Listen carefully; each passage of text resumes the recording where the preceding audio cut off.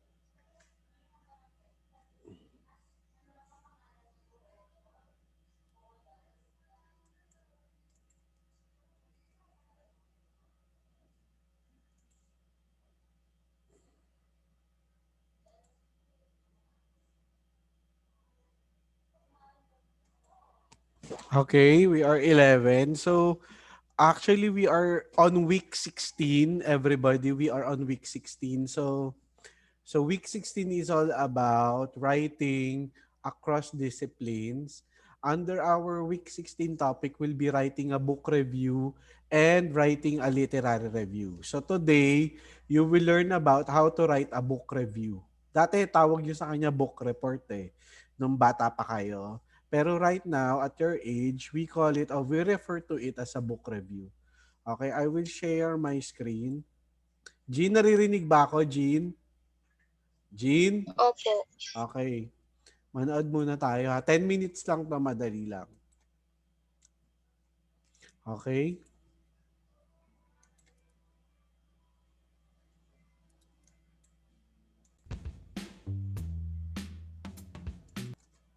Naririnig yung audio? American author Stephen King is world Naririnig, class? Po. Naririnig? Opo, sir. Mag-headset kayo para mapakinggan nyo ng maayos. famous for his writing. He's published almost 60 books, countless short stories, and a lot of other material. He's also a huge fan of reading. He once said that if you don't read a lot, you simply don't have the tools to write well. Today, we'll be talking about how to do a book review, and we'll use one of Stephen King's best known novels to give you practical tips and examples of what to do and what not to do when reviewing a book. Stay tuned to find out which of his works we'll be looking at.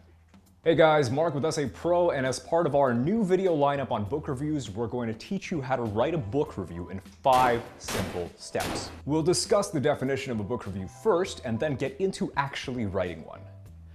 After watching the video, you will be able to pick up any book, critique it, and review it as if you've been doing it your whole life. But before we get started, remember that we publish content every week. Don't forget to subscribe to our channel, check out our videos on how to be a better writer, and click the notification bell so you never miss the useful things SA Pro makes for you. Reading a book is easy, but reviewing a book is a completely different story. To review a book and appreciate why its characters do what they do, you must have a very thorough understanding of plot and why it developed the way it did. Here at SA Pro, we came up with a 5-step process that you can use to review your favorite book. This review technique will work for any book. So the purpose of framing this video and to make it practical for you guys, we're going to use Stephen King's Salem's Lot. Let's get to it. Step 1. Summary.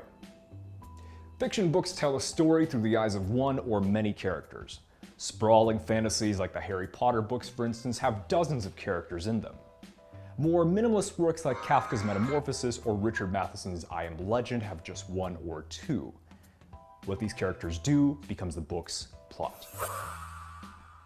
Now, a good way to start your book review is by summarizing the book's story and its main plot points. You do not need to go into much detail. Remember, details do not really belong in summaries. What you're doing here is outlining the book's story, its characters, and major conflict so that readers have a good idea of what to expect. One word stands out here: conflict. Let's analyze this concept a little deeper. Conflict refers to the struggles and challenges that stand in the way of characters to achieve Class, naririnig ba, class? Class, naririnig ng maayos? Opo, Ah? sir. Okay, sige. their goals. These challenges drive the story forward as characters fight to overcome them.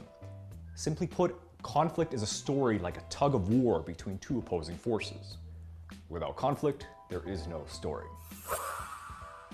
The central theme in Salem's Lot is the age-old conflict between good and evil, personified by Ben Mears and the vampire Barlow, respectively. These 2 opposing forces engage in deadly conflict throughout the story. Ben Mears and other characters want to save the town of Salem's Lot from being overrun by Barlow and his vampires. Mears' love interest Susan Norton adds an extra layer of conflict to the plot. Your summary must reflect the central conflict of the book you're reviewing. In the case of Salem's Lot, the conflict is good versus evil, light against dark. Include the main characters too. In our example, the summary should mention, at the very least, Ben Mears, the vampire Barlow, Susan Norton, and perhaps Barlow's human familiar, Straker. There's a whole lot of cast of secondary characters that are important to the plot at one point or another, but the central cast is right there.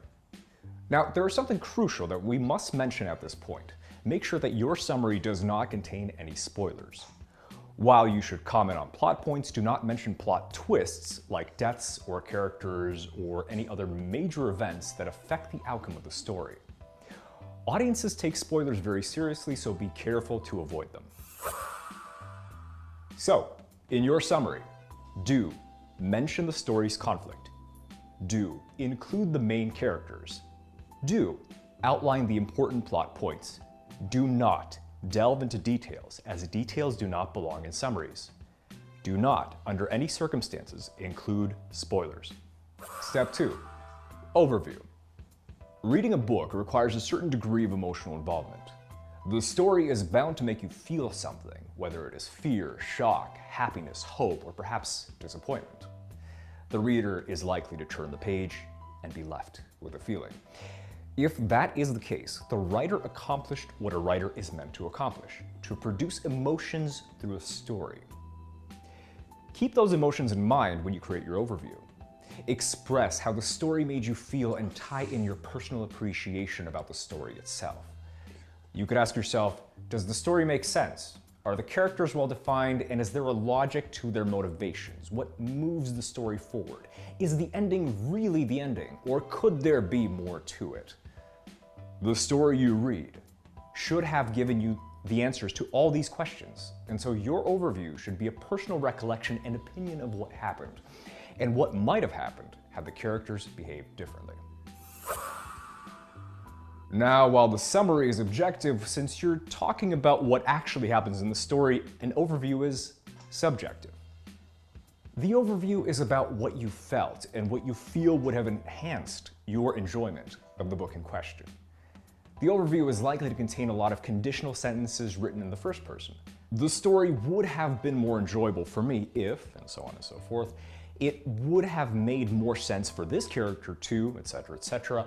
I would have liked the end to be, and so on. Remember, this is an overview. It should be as brief as it can be, while mentioning all the feelings and ideas that the story inspired in you. For your overview, do express the feelings that the story inspired in you. Do include your own views about what would have made the story more enjoyable for you. Do use the first person.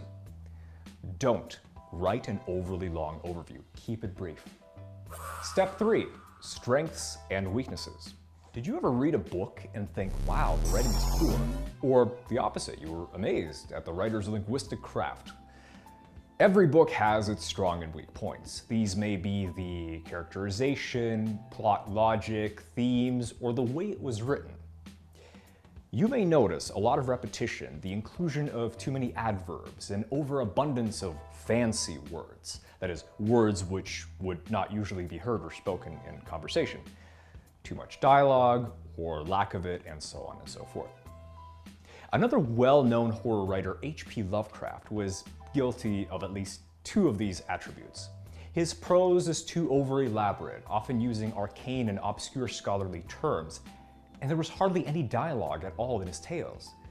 This type of descriptive narrative can become boring very quickly, and there is little to no characterization since the characters hardly ever talk. Be objective when you reflect the book's strengths and weaknesses. Use quotes from the book to illustrate your points.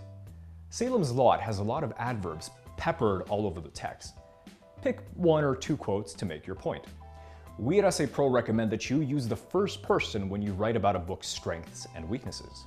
Use sentences like, I think that one of Salem's Lot's greatest points is, or you could use, one of the worst aspects of the story is, and so on and so forth. Try to talk about weak points first and then the stronger aspects after. This way, the audience will remember the stronger points better. When describing the book's strong and weak points, do be objective. Do use quotes to illustrate the text. Do use the first person. Do talk about weak points first, then the strong ones. Don't use too many quotes.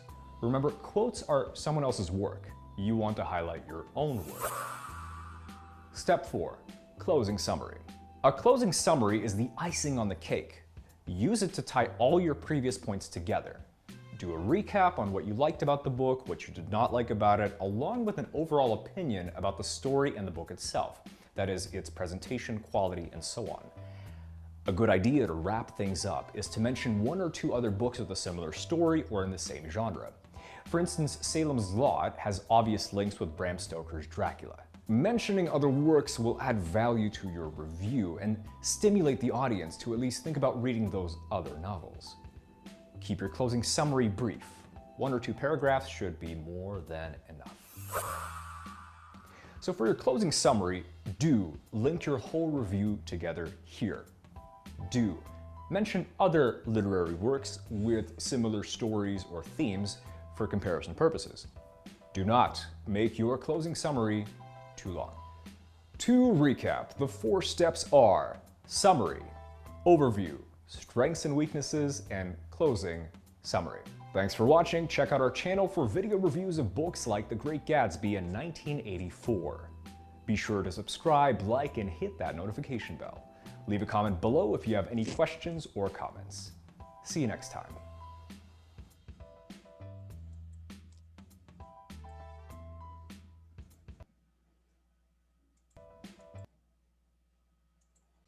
Okay. So right after that class, I'd like you to watch another video. Like you to watch another video how how to write a literature review. Okay?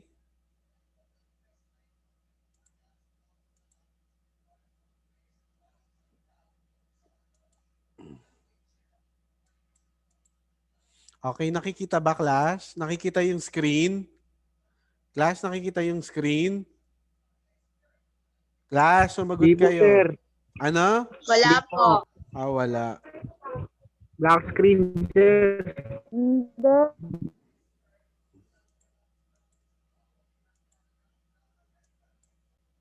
Okay.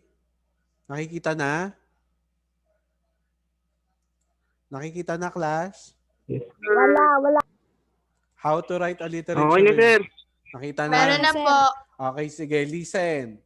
Writing the literature review might be easier than you think. It's only a critical recap of what has already been researched on a topic, so no need to panic. In this video, you'll learn how to write a literature review in 5 simple steps. Hi, I'm Jessica from Scribber, here to help you achieve your academic goals. We also zoomed in on all of the steps outlined in this video in separate videos. Check out the playlist here. Now let's get ready to start writing. Step 1. Search for relevant literature on your topic. In this context, literature just means any academic sources like books or journal articles about your topic. First, you need to search in the right scholarly database, so something like Google Scholar, PubMed, or ScienceDirect. Search your keywords with Boolean operators like these to help you filter and refine the search results. Check out this video to find out how to use them. Step 2. Evaluate and select sources. Unless your topic is super niche, you probably can't read everything that's been written on the topic. Once you've got the sources from step 1, read the abstract to scan whether an article is relevant or not. Also scan the bibliography to find other relevant sources. You should also pay attention to the citation count on Google Scholar. If the count is high, the source is probably important and you should include it. Step 3. Identify themes, debates, and gaps. As you read, take notes and pay attention to the connections between different sources. This way, you can organize your literature reviews, arguments, and structure a lot easier. Here are some things to look for. Trends and patterns in theories, methods, or results. Themes, debates or contradictions, influential studies, and gaps. Step 4. Outline your literature review structure. You can go about your literature review structure in a few ways. It all depends on what you found in the literature and what you want to emphasize.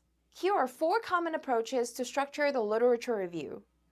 Chronological, that means from older to more recent publications. Thematic, so organized around several key themes. For methodological, you can compare the different research methods being used across studies.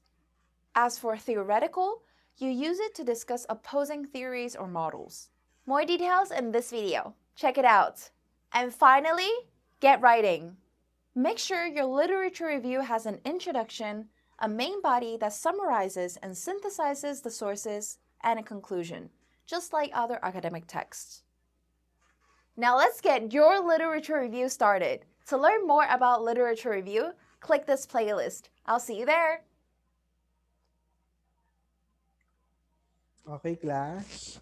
So that's it. So Hi, I'm Jessica from Scribber, and you made it to the last step.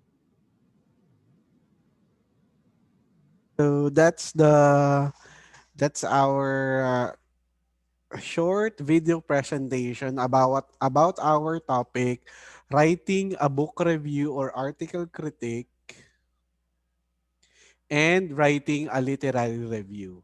Okay, title, introduction, body, conclusion, themes, characters, dialogues, conflict, plot, setting, point of view. It was mentioned to all of you a while ago.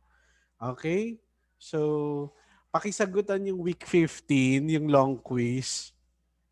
Ito, long quiz, week 15. Class, nakikita nyo? Sumagot kayo. Week 15, long quiz. Nakikita nyo? Sagot! Opo. Okay, sagutan yung long Opo, quiz sir. 1 sa week 15. Okay, kasi tapos na tayo sa week 16 eh. Okay? So, stop share ako. Okay, Jean? Sir? Pakisend na lang yung attendance. Okay po. Okay, sige class, that ends